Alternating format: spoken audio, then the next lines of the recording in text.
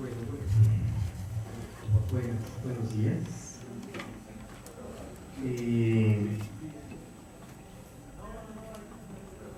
Lo que yo quiero trabajar, como decía muy bien Braulio, en esta presentación inicial de este primer congreso del Centro de Estudios de la Complejidad, que como decía muy bien el psicólogo René Santoveña, va a ser una de las partes del próximamente llamado Colegio de Morelia. Es este tema. Ahí me faltó, no pude poner en itálicas que era mi objetivo, el calentamiento global antropogénico, el reto de la humanidad. Es un fenómeno verdaderamente grave, que es un poquito lo que voy a plantear ahorita, y mi interés en esta ocasión es tratar de explicitar a ustedes las razones por las cuales parece que no se puede corregir el fenómeno, y una pequeña propuesta respecto a qué se puede hacer para intentar hacerlo.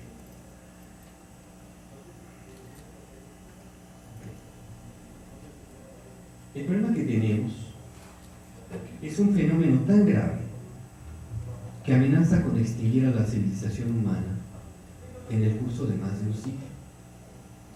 Estos fenómenos de extinción de la civilización no son nuevos. Ya ocurrió en la isla de Pascua, con los Rapa Nui, ya ocurrió entre los mayas, ya ocurrió con los vikingos que estuvieron en Groenlandia. Pero en estas extinciones han sido, digamos, a escala pequeña, a una escala local. La extinción de la cual nos hablan los investigadores del panel intergubernamental sobre el cambio climático es una extinción de la civilización humana a escala global. Es el primer gran fenómeno global que tenemos.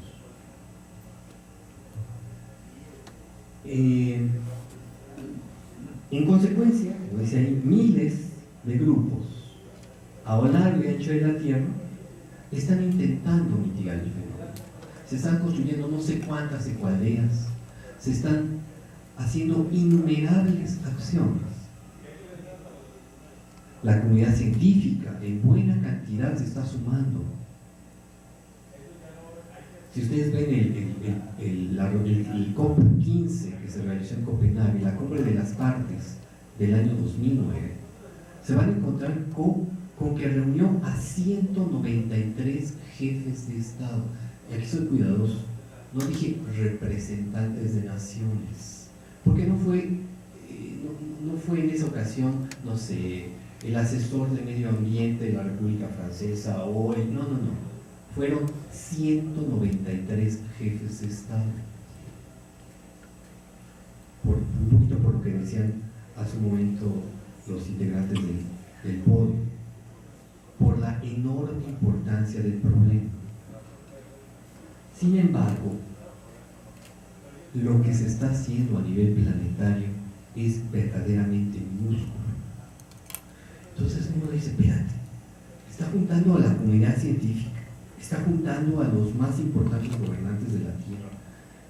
¿Por qué no se está pudiendo hacer verdaderamente algo importante? ¿Qué es lo que está generando esa ineficiencia?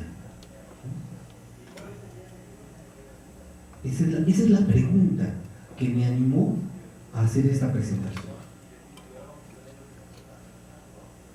Entonces, para tratar de un poquito historizar este asunto, tenemos que ver cómo ha venido dándose esta cuestión. Nos encontramos varias medidas. Antonio Sarmiento aquí nos daba una conferencia sobre la etnotología, es decir, sobre estas maneras que se han hecho en el mundo para tratar de denostar la palabra, ¿no? Para tratar de engañar, de minimizar algunas cuestiones que venían siendo planteados por alguien de la comunidad científica. Entonces, en primer lugar, cuando aparecen los primeros datos acerca de que estaba calentando la Tierra de una manera excesiva, ustedes saben, se requiere que haya gases de efecto invernadero, si no la temperatura de la Tierra sería muy fría. Afortunadamente el vapor de agua, que es el principal gas de efecto invernadero, y entonces eso mantiene la temperatura de la Tierra en niveles que permiten la vida. Pero el problema inicial es que se dijo que no existía ese fenómeno del calentamiento global, que eran simplemente variaciones climáticas naturales. Este argumento de que los fenómenos son naturales se repiten y se repiten ante la ocurrencia de los fenómenos hidrometeorológicos en toda la Tierra. Acabo de estar este fin de semana en Villahermosa, y lo que para nosotros es una comunidad, la verdad, muy amenazada por el calentamiento global, porque las inundaciones que se vienen presentando en esta región del mundo de manera reiterada en los últimos años, pues es una consecuencia directa. Pero cuando hablaba con ellos me decían, es que eso es natural. Pero espérate, es natural. ¿Cuánto se inundaba Villahermosa cada 50 años? Ahora se inundó en 2005 y en 2007 y en 2009. O sea, no, espérate. Eso ya no es natural. Se rompió el ciclo. Y se tardaban en darse cuenta de eso, porque todos los más medios han vertido eso como natural, cuando no es así. Esta es la primera, el primer argumento. Después comenzaron a sumarse datos para mostrar que no era así. Realmente estaba calentándose la Tierra, eso realmente estaba ocurriendo. Entonces, esa primera mentira se tuvo que corregir, se tuvo que admitir que ciertamente había calentamiento global, pero que no era generado por el hombre, que no era antropogénico, que era por variaciones en el eje de la Tierra o por actividad inusual del Sol. Esos eran los argumentos centrales. Lo de la variación del eje de la Tierra es algo que realmente se sostuvo en pocos papers, pero la actividad inusual del Sol sí, hubo estudios más o menos serios, y ahorita nos va a hablar el doctor Antonio Sarmiento, que lo cite otra vez, pero el que nos va a dar los datos del quinto informe del IPCC, donde ya nos adelantó, está perfectamente claro que no es por cambios en la actividad del Sol, simplemente porque se está calentando más la troposfera que la estratosfera, lo cual, si fuera por actividad del Sol, tendría que ser al revés. Esto no me quiero abundar, lo va a hacer el doctor Sarmiento. Y entre tanto, y como una consecuencia de que la comunidad científica y que los gobernantes de la Tierra se den cuenta del fenómeno, se comienzan a establecer una serie enorme de acuerdos. Aquí puse solamente los más importantes, pero se los juro que son muchísimos, muchísimos. Incluso en este congreso al final se va a presentar el programa de nuestro estado para mitigar el fenómeno, que es uno de tantos. Pero bueno, aparece el PNUMA en el año 72, la Convención Marco también en el 92, el informe Brundtland de Suecia, el protocolo de Kioto, Montreal, las cumbres de las partes, muchísimos, realmente muchísimas reuniones.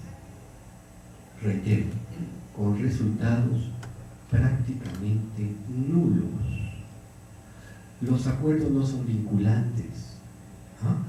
Las naciones grandes de la Tierra, como les dicen que bajen sus niveles de emisión de gases de efecto invernadero, o CO2 equivalente, o sea, que no es solamente el dióxido de carbono, también es el metano, o sea, son una serie importante de gases, algunos mucho más dañinos que otros, que producen más calentamiento de la Tierra. Las naciones altamente desarrolladas, que mayor cantidad de efecto invernadero producen, de manera que suena justa, dicen, pero ¿por qué soy yo quien tiene que reducir? Y las naciones pobres no lo hacen. Y tienen razón, las naciones pobres no reducen, tampoco producen mucho, pero tampoco tienen medidas suficientes de mitigación. Creo que sí, las naciones que nos llaman subdesarrolladas, según quién sabe qué modelo, y que como nos los tragamos realmente ya somos subdesarrollados, tenemos que comenzar también a hacer cosas para que ellos no tengan pretexto para no hacerlo. Quién sabe si funciona, pero entre tanto, ya también adelanto algo de que va a ampliar el doctor Sarmiento. Ya alcanzamos los 400 partes por millón, eso es equivalente en mayo de este año, lo cual es una cuestión inusitada en la historia de la Tierra. No sé, todos los informes, los documentos que yo he visto de estudio de los gases que se encuentran albergados en burbujas de aire que se encuentran en el hielo de los polos, en ninguno de no sé qué, cientos de miles de años, ¿qué? Muchísimos años, nunca se habían alcanzado las 300 partes por millón de CO2 equivalente. Y ahorita nosotros logramos 400 ya.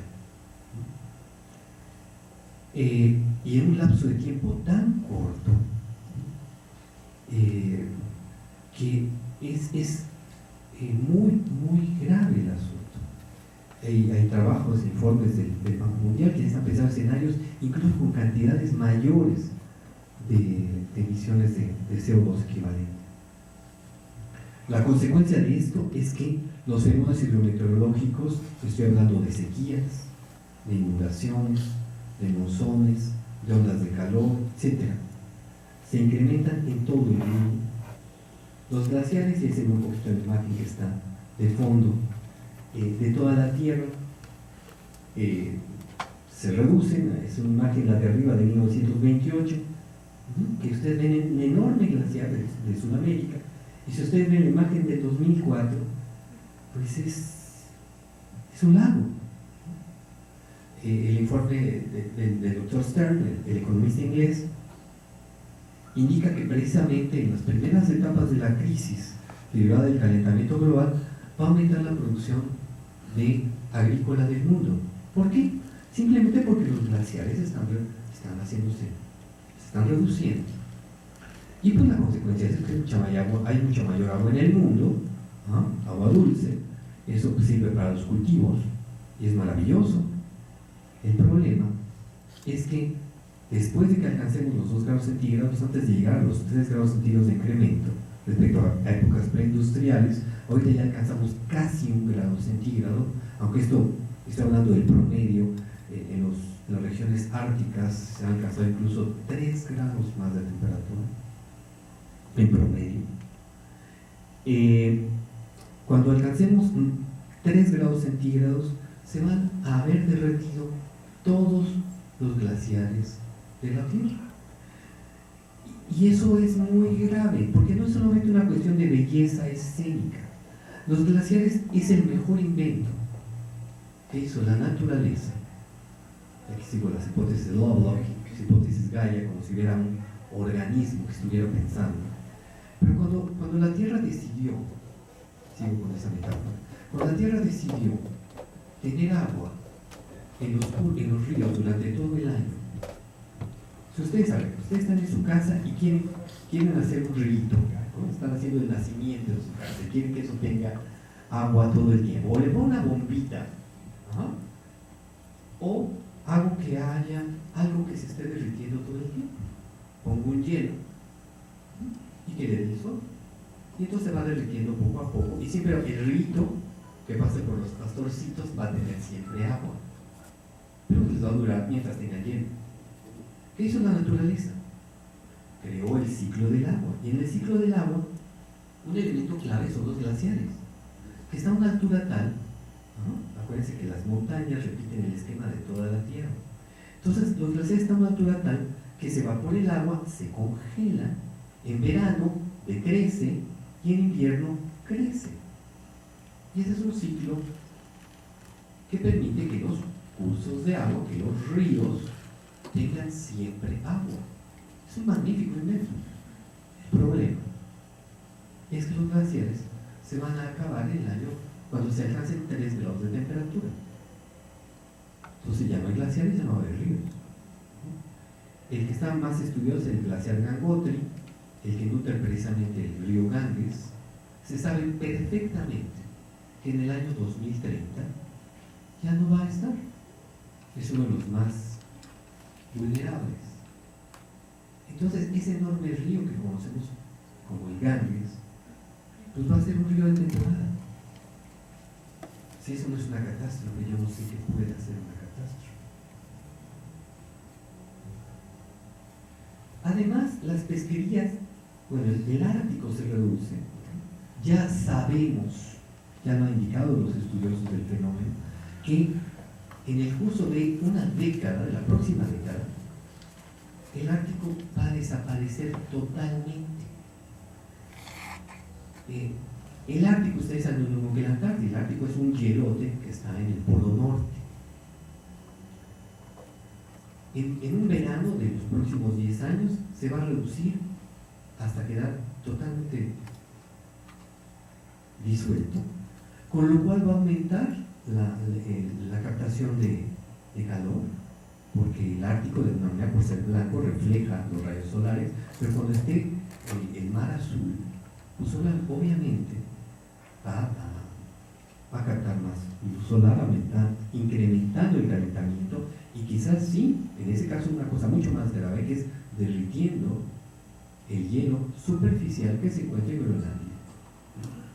Este es un fenómeno muy, muy grave. Además, que no sabemos qué efectos va a tener el derretimiento del Ártico en las corrientes termalinas, en este equilibrio tan importante, salino, que tiene el agua del mar, que permite que ustedes saben que las corrientes cálidas, como la Gulf Stream y muchas otras que hay en la Tierra, se acerquen a los polos y en un momento dado la salinidad, la densidad de la corriente, al enfriarse, se sumerja.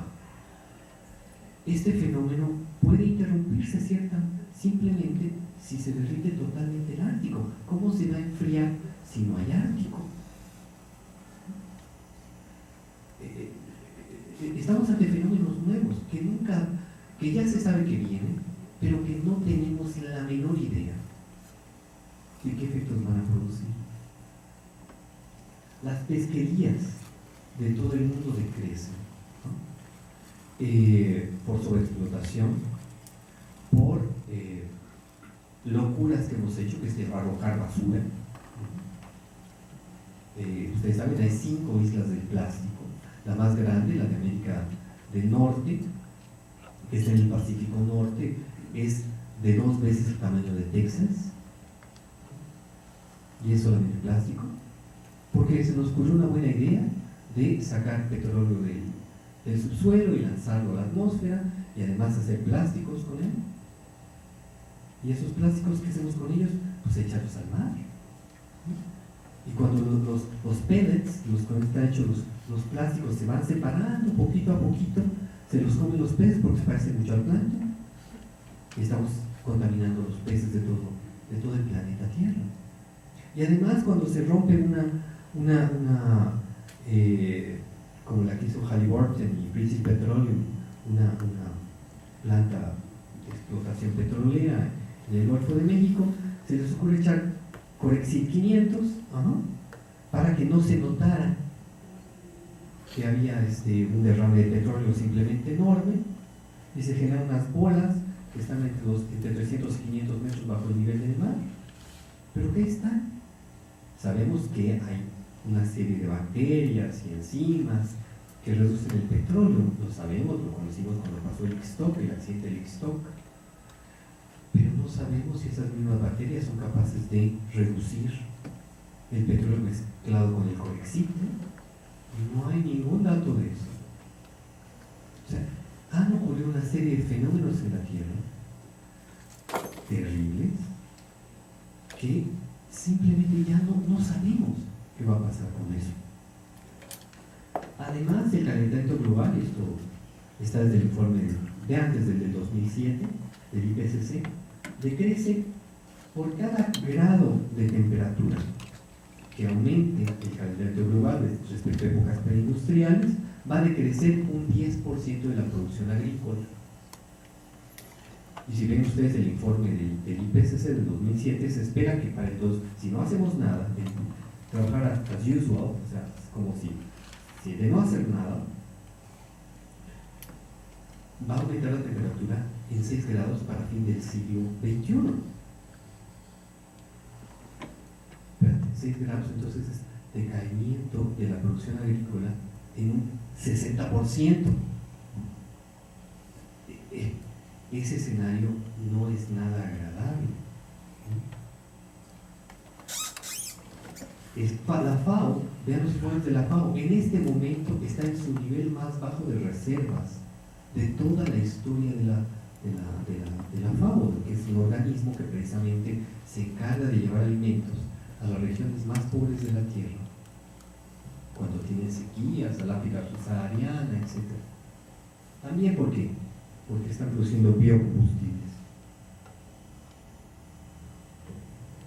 De manera paralela, ocurre otro fenómeno que David Holmgren, el creador de la permacultura, le da tanta importancia como el primero, que es, ya decía, el calentamiento global antropogénico, que es el fin de la era del petróleo barato. Nosotros vamos a ver que hay un tercer gran problema, que es lo que está pasando en el mundo financiero. Pero el segundo gran problema es el calentamiento global antropogénico, la fin de la era del petróleo barato, el cual está cambiando nuestro entorno, está llenando el mundo de basura. Esto es por todas partes. Basura, acuérdense, basura no son residuos. Cuando uno separa los residuos, eso, un 50% se puede hacer composta, y lo demás en una gran cantidad se puede reciclar. Es muy poco lo que realmente es basura si somos suficientemente inteligentes para separarlo. Pero si ustedes ven la experiencia en nuestro país, pues es simplemente vergonzosa. Son muy pocos los lugares que lo hacen de manera eficiente, y hay muchos lugares que ni siquiera se les ocurre hacerlo. Los cuerpos de agua, además, los estamos contaminando de manera desmesurada. El doctor Juan Carlos Valencia el otro día nos decía, de la Comisión de Aguas del Estado de Morelos, que el 70% de las plantas de tratamiento de Morelos están paradas. En la administración de la SEAMA se construyeron 46 plantas de tratamiento, de las cuales solamente 4 funcionan. Esas son cosas que la nueva Secretaría de Salud Sustentable nos está comunicando y nos está alertando de ello.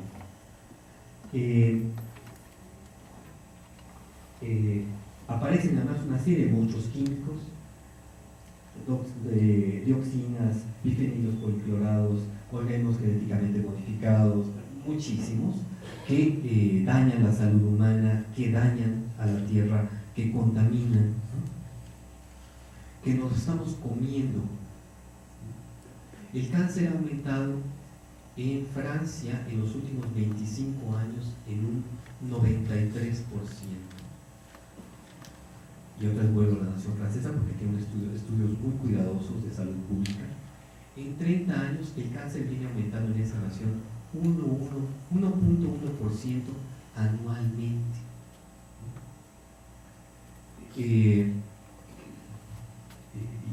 lo reitero esto, hay naciones que ocultan datos. La FDA de los Estados Unidos de América, la Administración de Alimentos y Medicinas, miente a sus ciudadanos, y nuestra Secretaría de Salud le cree mucho a la FDA. Hay una serie importante de productos. Simplemente revisen el informe de abril 2010 del President Cancer Panel, que es un organismo que estudia de la administración en esa época del presidente Bush, que estudió este fenómeno indicado por Samuel Epstein, decano de la Universidad de Medicina, de la Facultad de Medicina de la Universidad de Chicago, que era la epidemia de cáncer que sufre en los Estados Unidos. el informe 2010 del Presidente Cancer Panel deja clarísimo que el cáncer que sufre esa nación, en una de sus principales razones, es debido a la alimentación industrial, a la cantidad de pesticidas, herbicidas, fungicidas, nematicidas, etc., presentes en los alimentos consumidos. Directamente el informe dice, si queremos reducir el cáncer, si queremos cuidarnos del cáncer, no coman productos producidos de manera industrial. No coman productos que tengan hormona del crecimiento. Entonces, ¿qué come uno? La agroindustria envenena a la población, y eso no solamente con consumidores, mucho más grave con los campesinos. Vean el estudio del doctor Guadarrama, aquí en Villa Guerrero, el 12% de los nacidos vivos, ese pueblo que hace floricultura en invernaderos, el 12% de los nacidos vivos tienen malformaciones congénitas. 12%. Eso es un crimen contra la humanidad. Ahora, el calentamiento global es muy difícil de combatir por dos razones. En primer lugar, es exponencial. Y aquí, por favor, vean el estudio del Dr. Bartlett. Él es un científico, él es de Boulder, de la Universidad de Boulder en Colorado. Él escribió un libro que ya es viejo, pero es muy bueno. Se llama, de una serie de artículos que fue presentado a lo largo de su vida. Él es una persona muy mayor, creo que ya murió, si no me equivoco. El libro se recopiló como The Essential Exponential, y como dice ahí muy bien, tengo una frase de él, que es el peor defecto de la humanidad, el mayor defecto de la humanidad es nuestra incapacidad para entender lo que es la función exponencial. Véanlo en internet, hay un chorro de documentos que lo citan, es famoso, ¿no? El ejemplo que pone Bartlett en este texto es muy bonito. Él dice, imaginen que tenemos una botella y que le echamos una bacteria que se reproduce por bipartición a un ritmo de bipartición por minuto, y que sabemos que esa botella se me va a llenar en una hora. Entonces pregunta, ¿en qué momento va a estar llena la botella a la mitad? Y con el pensamiento de cualquier ser humano, es, como decía muy bien ahí, es de una incomprensión del exponencial. Uno lo que inmediatamente piensa es que en el minuto 30, si se tardó una hora en llenarse, pues a la mitad está en el minuto 30.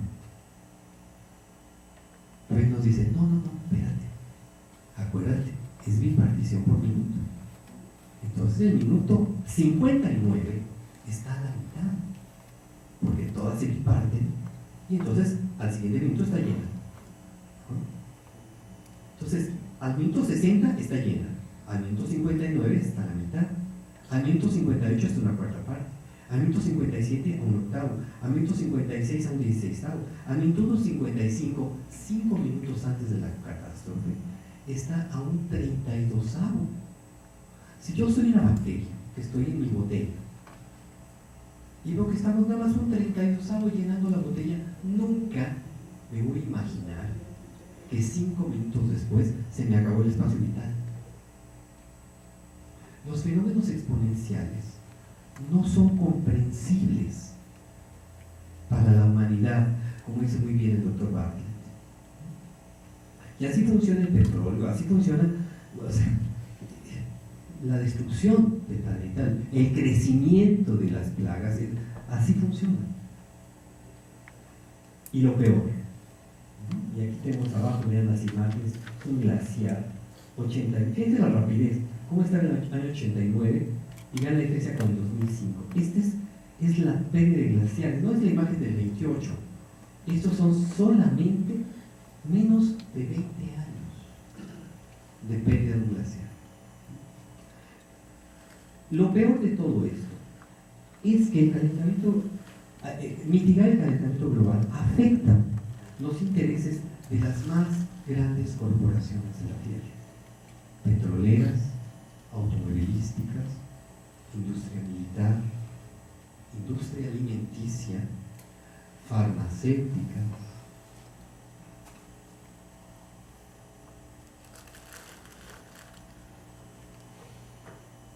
Y esto obliga a que repensemos cómo funciona la civilización actual. En primer lugar, cuando yo estudié historia, estoy seguro que ustedes también, porque esto no ha cambiado, nos muestra una historia donde los personajes de la misma son reyes, son líderes políticos, son gobernantes, presidentes, ¿no? Y son los que mandan, y los que uno gana el poder y otro se lo lleva, ¿no? Genial, y bueno, lo pierde. Así ya no es el mundo actual. El mundo actual, los gobernantes verdaderos del mundo son las corporaciones, no las naciones de la Tierra. Y creo que ahorita ya pueden comenzar a entender por qué la ineficiencia de los programas para intentar mitigar el calentamiento global. Porque no son los gobiernos los que mandan, son las corporaciones. Y el mundo corporativo se está cerrando cada vez en menos manos. Hay un estudio del doctor Karl Ameri, que realmente no se llama Ameri, se llama Meyer, se cambió el nombre, creo que se dio cuenta de lo que estaba escribiendo, que se llama Auschwitz, comienza el siglo XXI, Hitler como precursor, donde este doctor Meyer dice, Hitler se le ve como una persona horrible, un genocida. Bueno, pues la verdad es el modelo del mundo corporativo actual. Y dice claramente, el mundo se está reduciendo cada vez en menos manos. En un estudio publicado hace 2 años por la Universidad de Zurich, 3 investigadores, perdón, no me acuerdo los nombres, indican que 147 corporaciones son dueñas del 40% del producto del PIB mundial, el Producto Interno Bruto del mundo. Y si lo queremos ampliar al 80%, son 700 corporaciones. Y ellos estudiaron algo así como 84.000 corporaciones. 80% del PIB del mundo. Esto para mí es clarísimo. Los dueños del mundo son las corporaciones. Y además las corporaciones, ustedes vean la definición, busquen cualquier texto de economía o en Wikipedia, ¿no? Se van a dar cuenta que la corporación fue hecha, aquí lo llamamos sociedades anónimas, o transnacionales también se les llama. Están hechas para que la responsabilidad de las acciones no recaigan en su consejo directivo, porque su consejo directivo son solamente accionistas, ¿no? Y si ocurre una catástrofe, no los toca, ¿no? Ejemplo, Bhopal. Ustedes saben, una empresa que produce pesticidas, tiene una fuga, ¿no? Se liberan dioxinas, esto mata, y aquí los números van entre 2.000, dicen unos, 7.000, dicen otros, en una noche. Este pueblito de la India deja inválidos y ciegos a cientos de miles, y la empresa que produce los pesticidas, el único que va a la cárcel es el administrador indio, el único. Es una magnífica idea la de las corporaciones. Permite hacer cualquier barbaridad y no se pasa absolutamente nada. No hay responsables. Su objetivo, además, no es cuidar a la humanidad. Su objetivo es el retorno del capital, es la ganancia económica. O sea, el mundo está gobernado por corporaciones, y las corporaciones, en su enorme mayoría, no digo que todas, por supuesto que no, desafortunadamente las que tienen conciencia social, que tienen una voluntad realmente loable, son muy pocas, muy pequeñas. Las grandes, las fuertes, son absolutamente inhumanas. Y aquí les recomiendo, por favor, hay un documento fílmico que no sé cómo llegó a ocurrir, que se llama Trabajo Confidencial. Si ustedes tienen una cosa que se llama Netflix, véanlo ahí.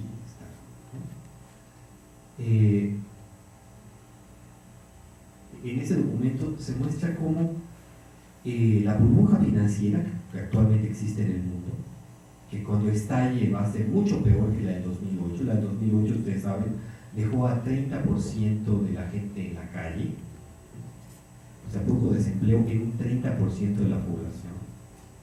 A México casi no nos tocó, precisamente por somos nación exportadora de petróleo, pero sí nos tocó de todas maneras. La que viene va a ser mucho más grande porque va a ser global.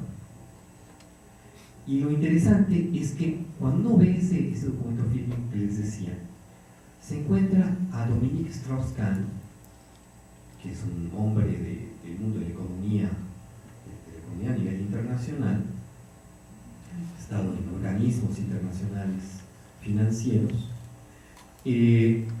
Dominique Strauss-Kahn dice, es que fui a una reunión donde los grandes del mundo financiero, antes de la catástrofe de los subprimes del 2008, le dijeron al ministro de Economía y Finanzas de Estados Unidos, es que tenías que habernos regulado más, somos demasiado ambiciosos.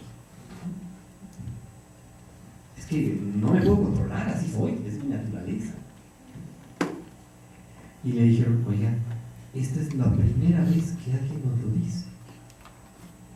Que ellos, nunca se dijo esto. Y dice Dominique Strauss-Kahn, dice, yo pienso que ya lo reconsideraron, ya una vez que lo rescataron. El documento fílmico dice hasta cuánto dinero se les dio, cuánto ganaron, ¿no? Engañando a todos. Hubo naciones enteras que fueron engañadas.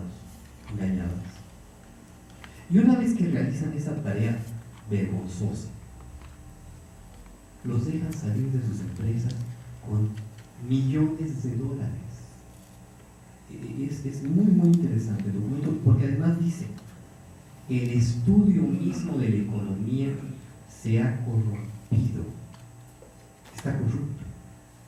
Y aparecen los nombres de los profesores de Harvard, de Columbia, de Berkeley. Es increíble, es increíble esto.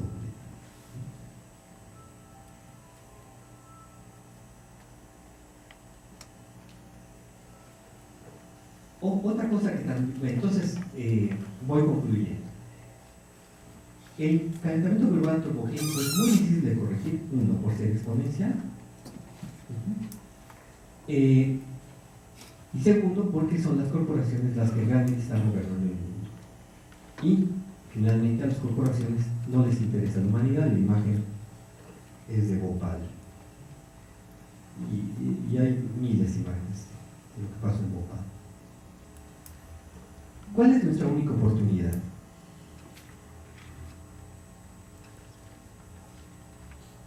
Desde mi punto de vista, lo único que podemos hacer es lograr que una ciudadanía consciente se alíe con su gobierno. Con un gobierno, obviamente, que juegue para la ciudadanía. Necesitamos gobiernos que pongan buenos impuestos. Los impuestos nos han vendido, una de tantas maniobras que han ocurrido, y quiero mencionar otras dos. Por ejemplo, el sistema de salud mexicano es una porquería. Esto nos lo vienen diciendo hace 20 años. ¿Qué ha ocasionado eso? Que aparezcan un chorro de formas de salud alternativas, seguros médicos, etc. Y que cada vez vaya menos dinero al seguro social, que era un logro de la sociedad mexicana simplemente espectacular en el concurso de las naciones.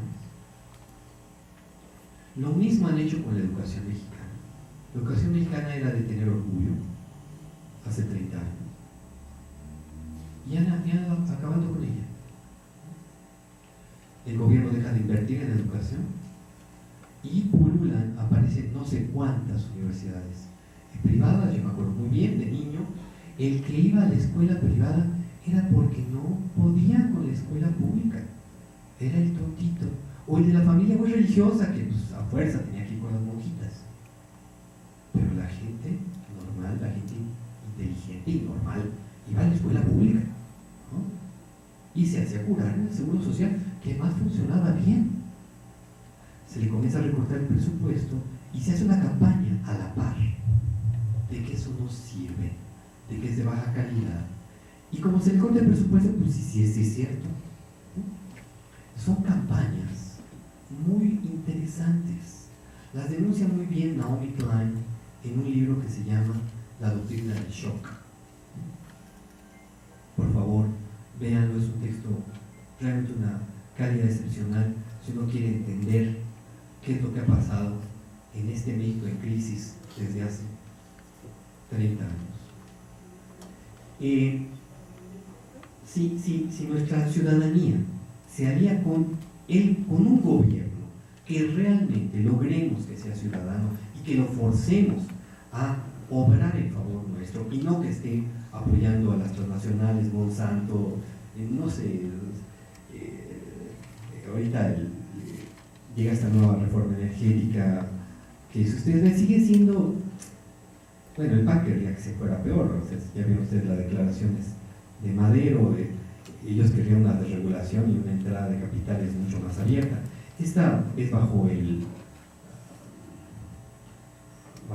la vigilancia del Estado, por eso la vinculan con Cárdenas, pero sigue siendo una idea parece que México solamente es exportador de petróleo y que la única forma que tenemos de avanzar es con la extracción, cuando si ustedes piensan un poquito y ven los aumentos del costo del petróleo, acuérdense, en el año 70 el costo del petróleo era algo así como $9 el barril, ahorita está en promedio $100 la mezcla mexicana, llegó a estar a $150 el barril en el año 2008. Por simple curva y por simple ver la manera como van aumentando los costos, es muy evidente que dentro de 15, 20 años, y tomando en cuenta los datos de la Acción para el Estudio del Pico del Petróleo, dentro de 20, 30 años, el barril que ahorita vendemos a estos maravillosos $100 va a costar más de 1,000.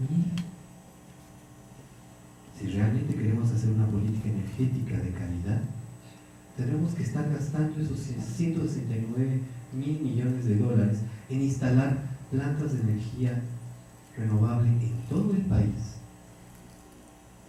para gastar el sol, para gastar el viento, para gastar la fuerza maremotriz.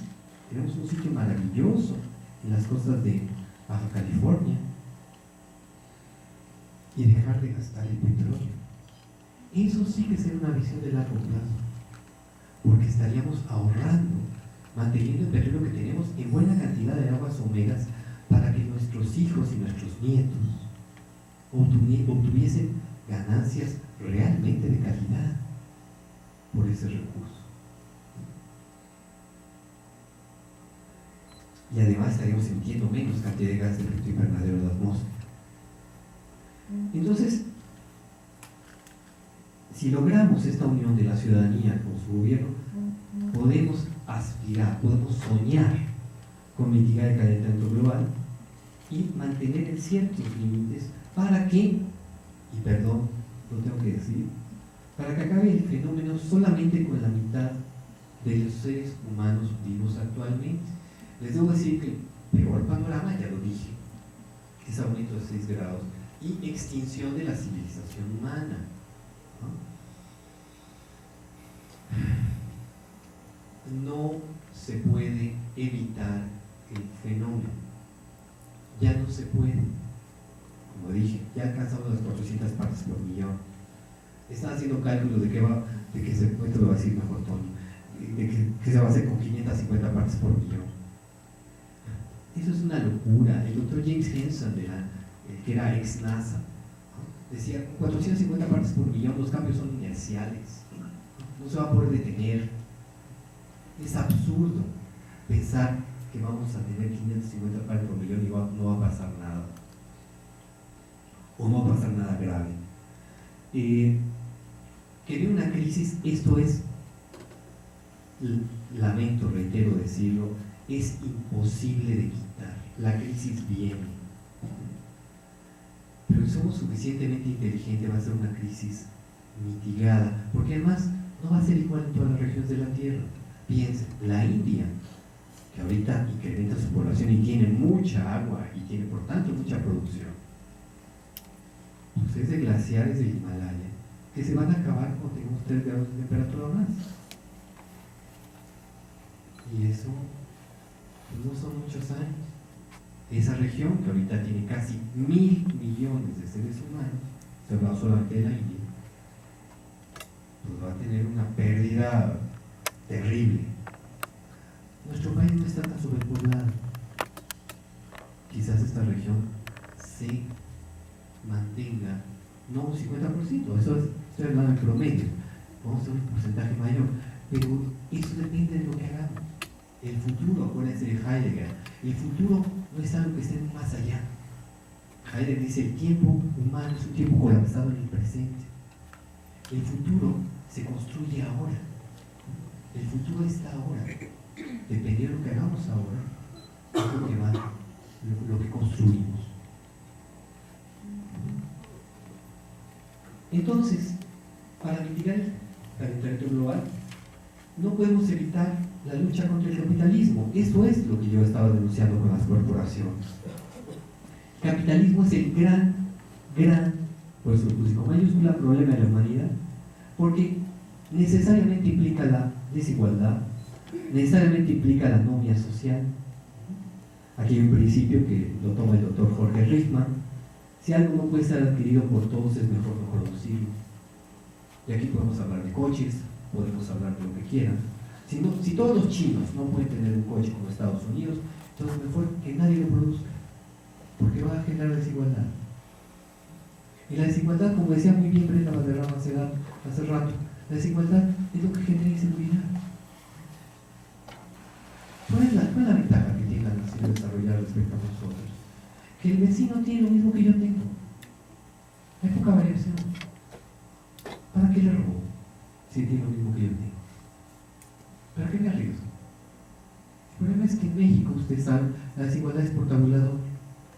Si ustedes ven la diferencia entre lo que podría llamarse salario mínimo en las naciones desarrolladas, en las naciones democráticas, es entre el canciller o el presidente, es 1 a 9, 1 a 10 respecto al salario mínimo.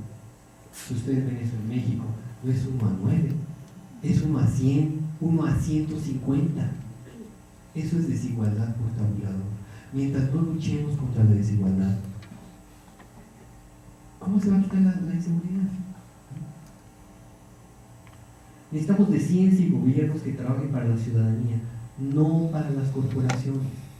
Yo sé, las corporaciones son más ricas y más grandes que las naciones, pero somos nosotros los que hacemos ricos, los que hacemos ricas a las corporaciones.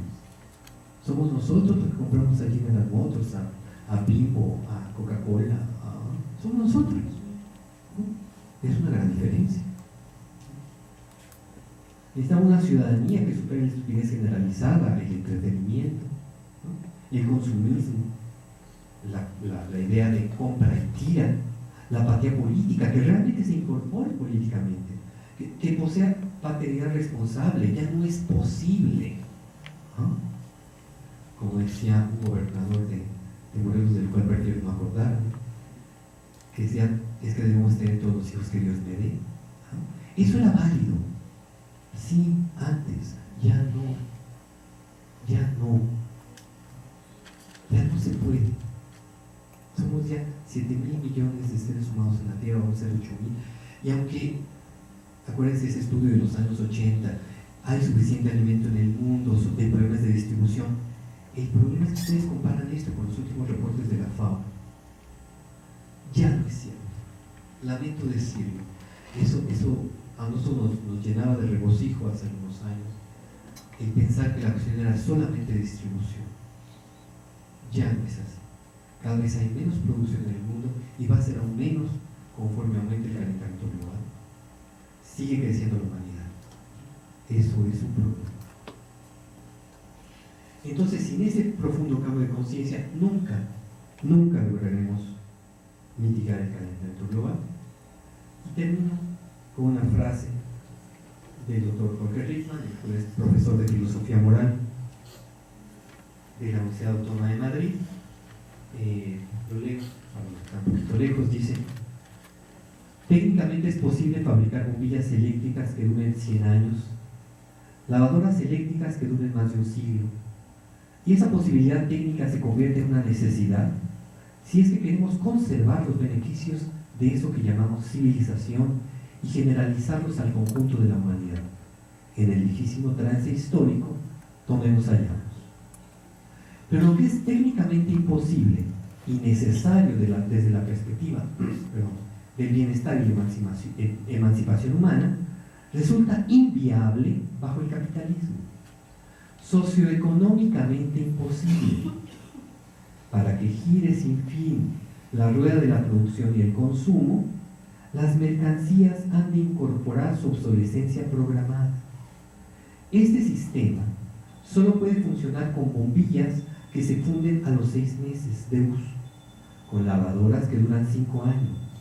Y por eso, en una biosfera finita, con recursos naturales finitos y con una población humana demasiado elevada, el capitalismo es incompatible con el bienestar y la emancipación humana. Muchas gracias.